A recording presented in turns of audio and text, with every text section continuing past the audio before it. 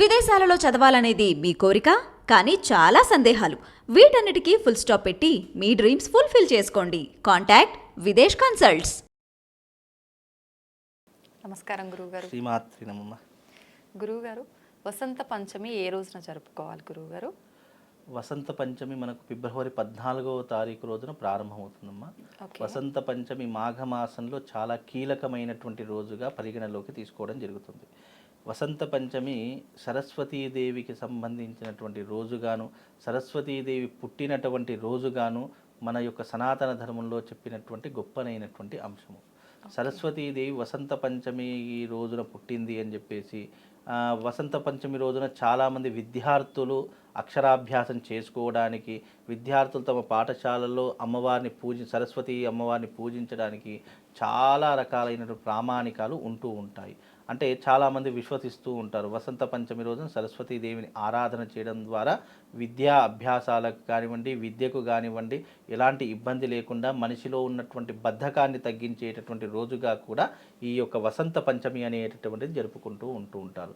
ఈ వసంత పంచమి సరస్వతీదేవికి అంకితంగా ఇచ్చేటటువంటి రోజు ఈ వసంత పంచమి. కనుక జ్ఞానానికి, అలాగే ఐశ్వర్యానికి, అలాగే విద్యకు అధినాయకురైనటువంటి ఆ తల్లిని పూజించడం ద్వారా మనకు విద్య, విజ్ఞానము, ఆరోగ్యము అన్నీ కూడా ఆ తల్లి ద్వారా మనకు కలిగేటటువంటి గొప్పనైనటువంటి రోజులు వసంత పంచమి.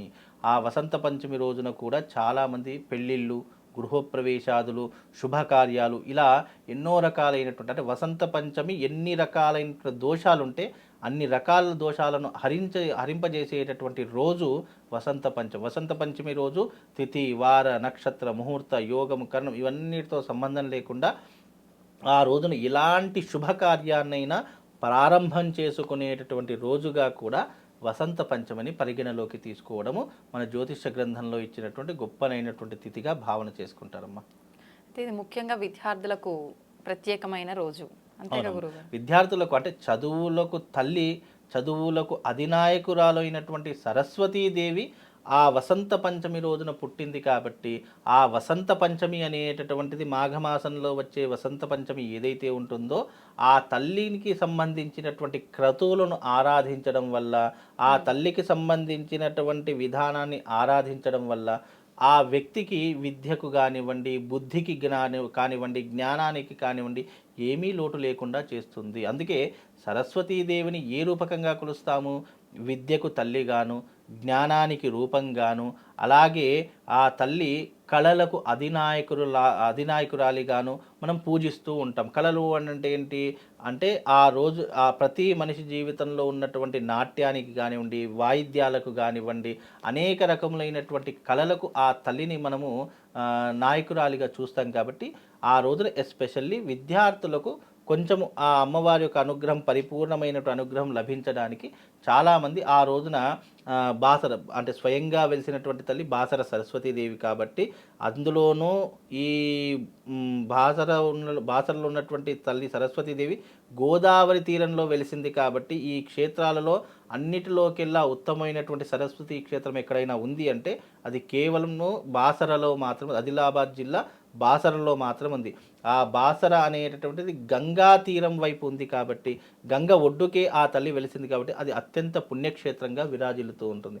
అక్కడ వసంత పంచమి రోజు కొంత లక్షలాది మంది భక్తులు అక్కడికి వచ్చి అమ్మవారి యొక్క దర్శనం చేసుకుంటారు. చిన్న చిన్న పిల్లలు ఆ రోజున ఎస్పెషల్లీ విద్య లేని ఆ రోజున కొన్ని సందర్భాలలో విన్నాను, ఆ రోజున సరస్వతీ లేహం అని చెప్పేసి చిన్నపిల్లలకు అక్కడ తినిపిస్తూ ఉంటారట. ఆ సరస్వతీ లేహం తినిపించినటువంటి వాళ్లకు జ్ఞానం కానివ్వండి, అలాగే చదువు కానివ్వండి, చాలా జీవితంలో ఒక ఉన్నతమైనటువంటి స్టేటస్కు వెళతారని చెప్పేసి కొంతమంది విశ్వసిస్తూ ఉంటారట.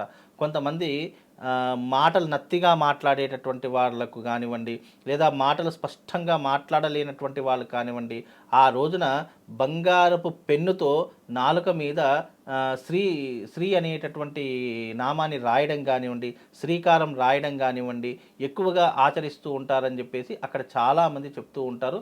చాలామంది చెప్పినటువంటి వాళ్ళకు కూడా, చేయించుకున్నటువంటి వాళ్ళకు కూడా బాగానే ఉంది అని చెప్పేసి కూడా చెప్పినటువంటి వాళ్ళు చాలామంది ఉన్నారు. అంటే ఈ రకమైనటువంటి విధానము వసంత పంచమి రోజున ఏర్పడుతూ ఉంటుంది.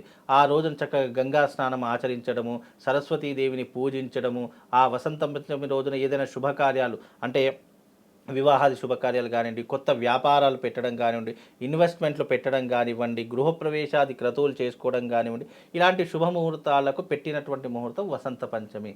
అందుకే ఆ వసంత పంచమి రోజున ప్రతి ఒక్కరూ ఏం ఆచరించాలి అంటే గనక వైశ్రవణ తంత్ర కుబేర యాగము ఆచరణ చేసుకోవాలి.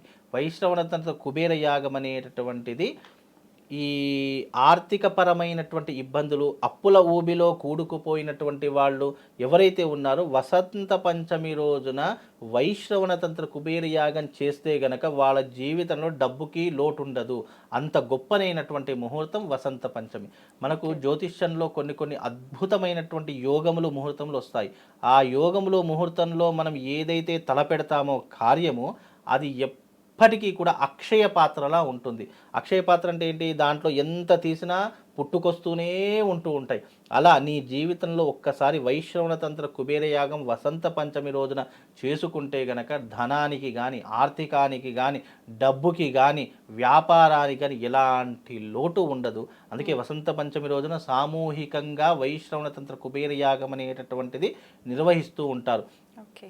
ఆ రోజున ఈ వైష్ణవ తంత్ర కుబేర అలాగే ఈ సంవత్సరం కూడా ఈ 2024 సంవత్సరంలో కూడా ఈ వైష్ణవ తంత్ర కుబేర యాగం అనేటటువంటిది తప్పకుండా ఆచరించవలసినటువంటి రాసుల వారు కొంతమంది ఉన్నారు.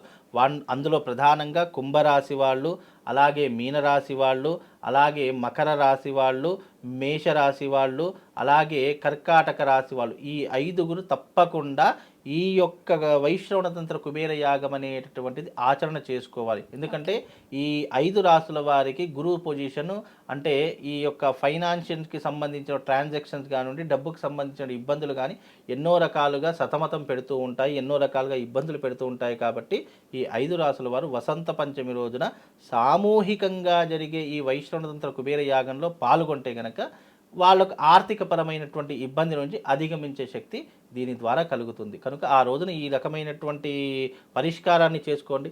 ఇక మీ జీవితంలో ఏమీ లోటు ఉండదమ్మా. అంత గొప్పనైనటువంటిది ఈ వసంత పంచమి ముహూర్తము. ఓకే. అయితే ఇవన్నీ ప్రత్యేకమైన పూజలు కదా గురువుగారు. ఇంట్లో ఉండి చేసుకోవాలంటే విద్యార్థులు సింపుల్గా ఏదైనా మంత్రం కానీ, పూజ కానీ, రెమెడీ కానీ ఉందా?